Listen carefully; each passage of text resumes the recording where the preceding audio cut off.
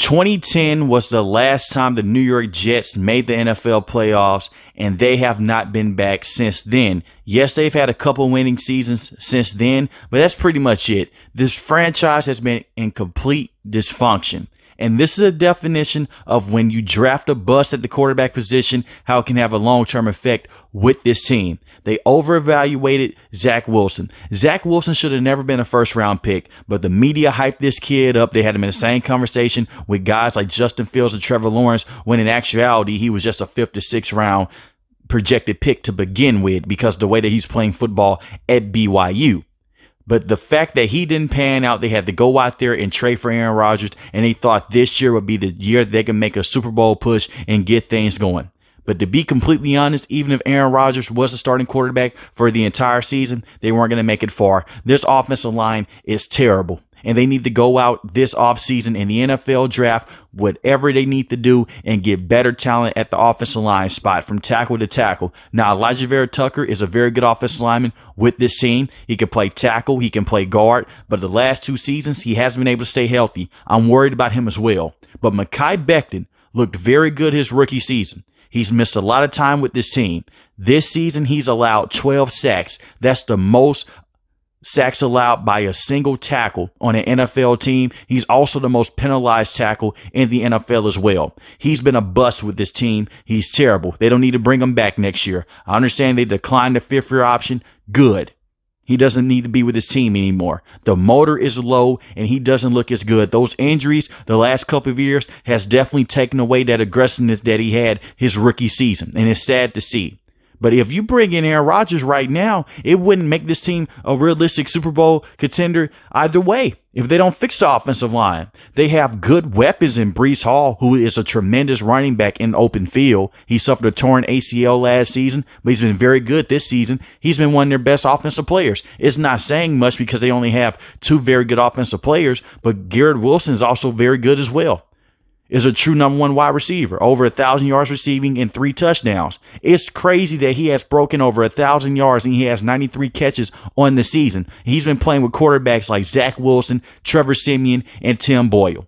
And I will say this about Zach Wilson, even though he is a bad quarterback and he should not be on this roster next season, it wasn't all on him because the offensive line is so bad and the offensive coaching for the last couple of years have been horrible as well. Coach LaFleur was a terrible offensive coordinator last season and the year before that.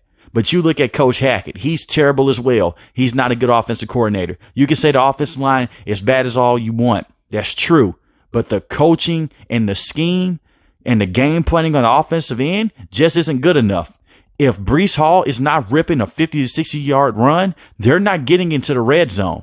They're not going to be able to go out there and make those splash plays over and over again. And you only have one reliable wide receiver in Garrett Wilson. That's it.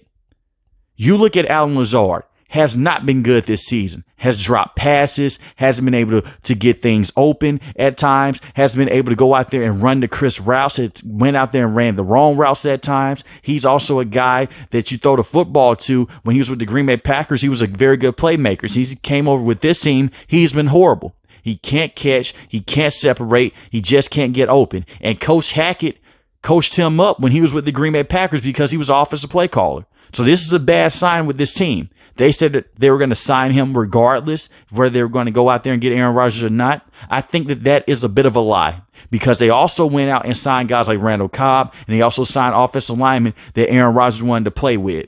Aaron Rodgers is a phenomenal quarterback the last couple of seasons, but when he last played with the Green Bay Packers, he did not look the same.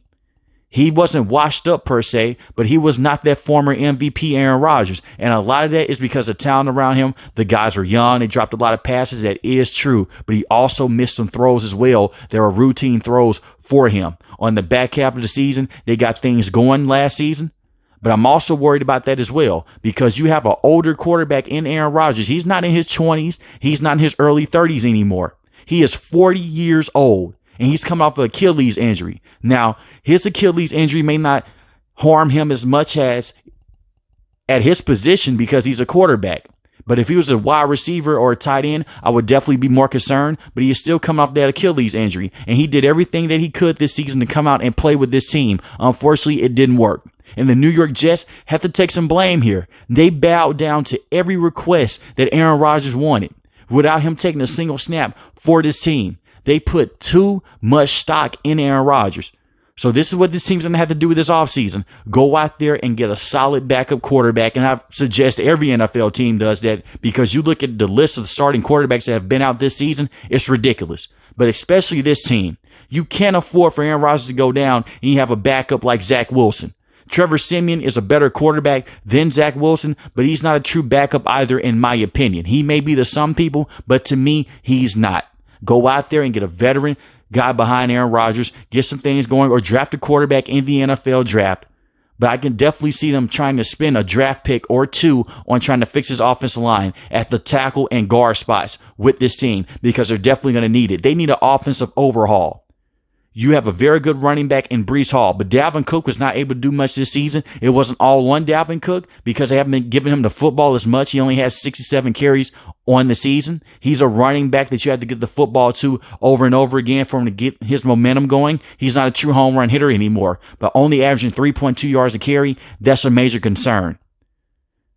Go out there, get another running back that's counterpart to Breece Hall, that's a physical running back that can get you 3 to 4 yards in a cloud of dust. Go do that. Go get another wide receiver. I understand Alan Lazard's going to be on this team for quite some time because of the contract. You can't keep him around, but he's been a healthy scratch for the last couple of games. Go out and get another wide receiver as well. Get a veteran guy that Aaron Rodgers can gel with. Don't just go out there and depend on Randall Cobb, or just go out there and get a wide receiver because Aaron Rodgers like him. Go out there and get a guy that you trust and you believe in, that can help grow with Garrett Wilson and that can help that connection grow as well. I like the tight ends with this team. They're very solid. They haven't been able to get much going this season because the offensive line has not allowed the quarterback to properly scan the field and get the football to him. But I like Tyler Conklin and I like Jeremy Ruckert as well. Jeremy Ruckert is a young player. He can develop into being a very good tight end with this team. Just give him time. Xavier Gibson is a very good speedster at that wide receiving position. He does struggle to catch the football at times, but he has major speed. He ran the punt return back in week 1 against the Buffalo Bills when they won that game, when they forced Josh Allen to throw 3 interceptions